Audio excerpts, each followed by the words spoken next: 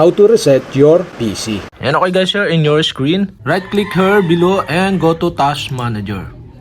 Here in Task Manager, okay, go to File or click File and click the Run New Task. Here you can type the System Reset.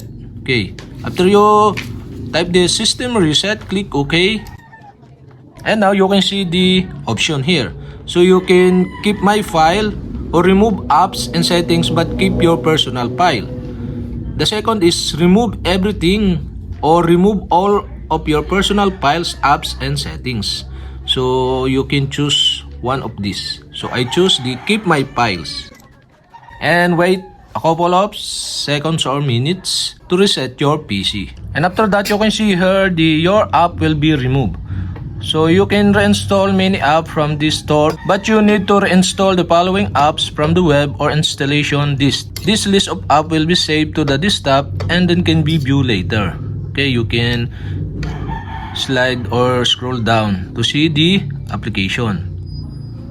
And after that, okay, click the next button here and ready to reset this PC. So resetting will be remove all apps and programs, change settings back to their defaults, reinstall Windows without removing your personal files.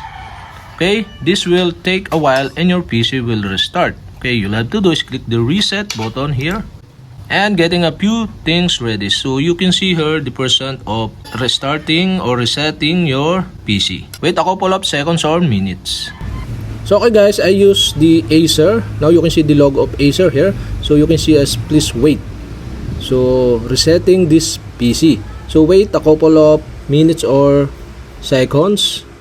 And after that, you can see here the installing Windows is 0%. Don't turn off your PC. This will take a while. So your PC will restart several times. And that's it guys, we have successfully reset this PC. And also I installed the Google Chrome. So okay guys, that's it. And if you have a question, kindly comment below. And don't forget to hit the subscribe button and the bell to notify you if I have new video. Okay, thanks for watching.